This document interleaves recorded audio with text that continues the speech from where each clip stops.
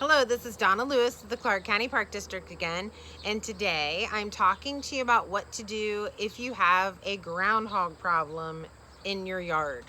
All right, so groundhogs are pretty smart, large rodents, all right? So we see them sometimes at the edge of the roads in the grass, eating things like dandelion greens and other kinds of greens.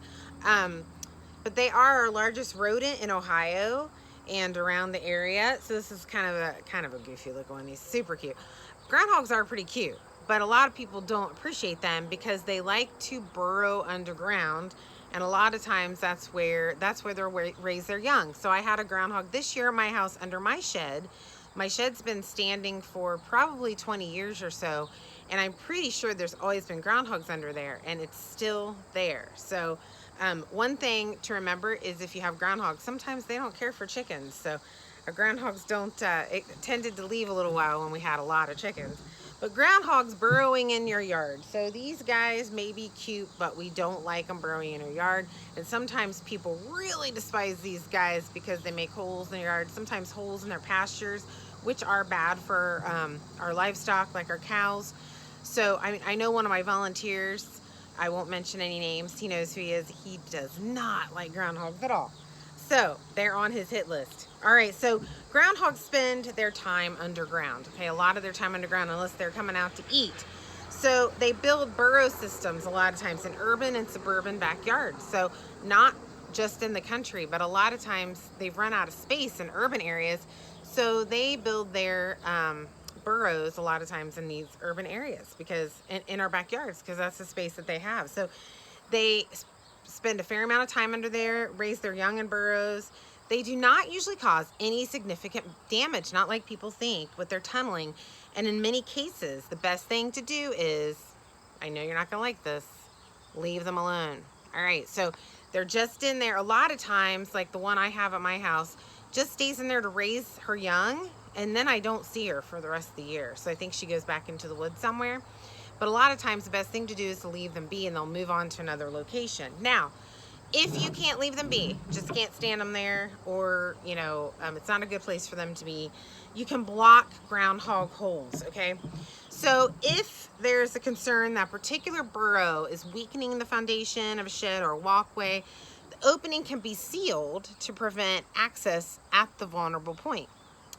But that will not eliminate the burrow system because groundhogs have complex burrows with multiple openings. So you can block them from doing anything else, but you can't solve the burrow system problem, right? Now, if the burrow is occupied, so there's a groundhog mom in there with babies. So spring and summer, if there's a groundhog under your shed or a structure, she has babies, and we don't want to be inhumane and leave those babies to starve to death, okay? I'll tell you what, a baby groundhog, okay, if you think he's cute, which I think he's pretty cute, a baby groundhog looks like a Beanie Baby, all right? Super cute. And if you can look in the face of a groundhog and do something, I have concerns. But, so, you can encourage groundhogs to either move on or use another burrow entrance by placing some things near the hole that will encourage them to leave. So one thing is a radio. So a transistor radio. I know this is foreign to many of the younger people out there, but you can get a little transistor radio and play a human voices. A lot of times is the talk station. A lot of animals like skunks and groundhogs and raccoons don't like the talk stations. They think humans are nearby, so they're going to not want to be there if they hear a lot of people talking nearby. Now, it should be as loud as possible, but not so loud that it bothers your neighbors and causes them to make complaints, right? Now, you can also use, I know this is going to sound gross, urine-soaked rags, okay? Or urine-soaked cat litter, okay? So wild animals often use urine to mark their territories. We know this, right? So groundhogs are threatened by the smell of another animal's urine. So place rags or cat litter soaked in urine near the entrance to the den, okay? So I'm not going to go into how you can use urine, but you can use cat-soaked litter also, and replenish it daily. So you can leave the rags near the den, or you can put them in a little baggie with holes so that it will, keep putting out that smell. You can use a rag soaked in ammonia, okay? The rag should be placed in a plastic bag punched with small holes to allow the smell to escape. All right, and that way the animals aren't exposed directly to the smell. So you don't really have to put the urine soaked litter in there. I put it around my yard to keep predators away from my chickens. I know it sounds gross, but it's, you know, in the bushes and stuff. But ammonia soaked rags you want to put in a bag with small holes. Now I'm getting all of this information from the Toronto Wildlife Center. Yes, Toronto, Canada. They have a fabulous website with all kinds of information. So what I'm telling you is stuff that I learned from the website.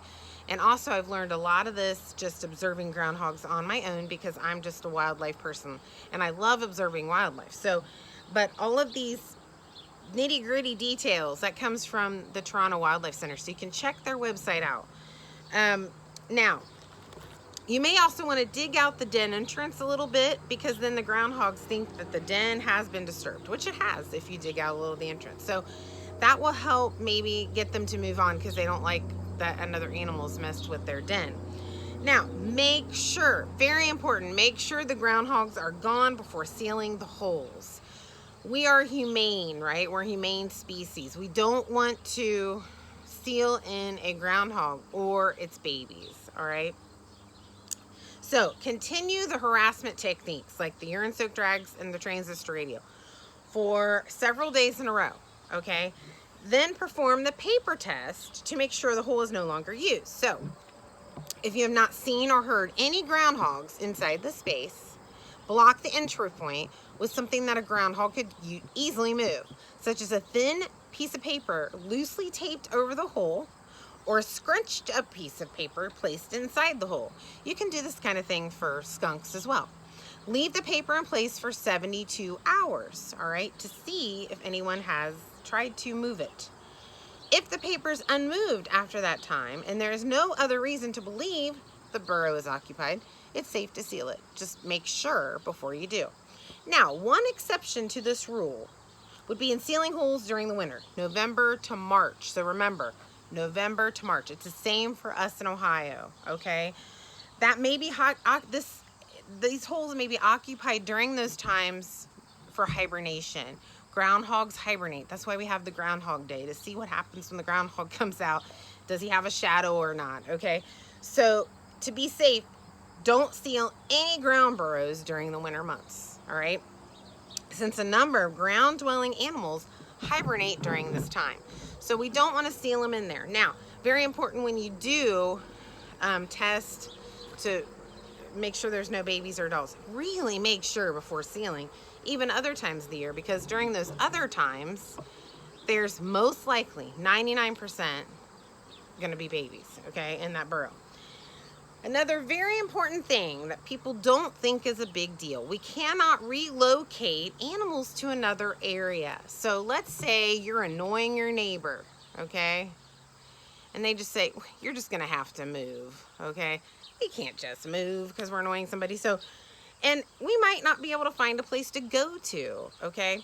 So we can't relocate groundhogs because they won't know what to do in a new spot. They can't just go find a new place to live if we put them in the woods somewhere. We do not allow animals to be brought to the park, okay? So, and we don't want anyone to move animals because they're gonna move them to a spot away from babies that may need fed, okay, in their burrow, or they're gonna be moved to a place that already has too many groundhogs and just saturates that area with too many of the same animals. So we can't do that. So it's harmful to the animals and doesn't address the problem. So if you want to keep animals out of an area, you need to exclude them. So if you just keep moving that chipmunk or moving those groundhogs or moving those raccoons, which a lot of people will do, another family is going to move right in. So very important to remember. All right, so how to keep groundhogs out of your garden. That's another thing that really bugs people. So the most effective way is to erect a small fence around it, okay? It should be wire mesh and posts at least 3 feet high, with wobbly mesh at the bottom to make it hard to climb, okay? So they can also tunnel under fences, so you want to dig it into the ground a little bit, make like an L shape under the ground. Again, this is on the website, so check it out. How can you scare groundhogs away from your garden? So there is ways to do that, all right? You can place unfamiliar visual stimuli, okay, such as beach balls, pinwheels, you know, I used to put big ones in my garden. That helped with our cardinals. They were eating our seeds. Or mylar balloons. These are scary, okay? These will chase them out. Another technique, which we've used for our rabbits at my house, is motion sensitive sprinklers. So I would look out and the sprinkler would go off and I'd see these little ears. They're running away from the garden. So that also helps with groundhogs and other animals to spray them when they get close. One's called the Scarecrow, but you can find some online that work really well, and they're motion detected. So they don't like that water. Odd smells around your garden. Sometimes you can put stuff around your garden that doesn't smell good. There are products online, and they're scare tactics, like I said. But you can't just leave them in one place all the time. You got to kind of move them around. So those are some things you can do to help protect your property from holes in the yard, holes under your foundation. You know, from these guys eating up all your plants. They do like plants. So now they mostly like our garden plants, so tomatoes and corn and carrots and things like that. Not usually our flower garden plants. So that's usually not what you have to worry about. All right, thanks so much. Again, you can go to the Toronto Wildlife Center's website and find a lot of this information. You can always call us with any questions. We'd be happy to help. You can email me at dlewis@clarkcountyparks.org, or you can call the Davidson Interpretive Center, our headquarters, at 937-882-6000. Thanks so much for joining us today, and try to live a little more in harmony with our wildlife out there. Thanks a lot. Bye-bye.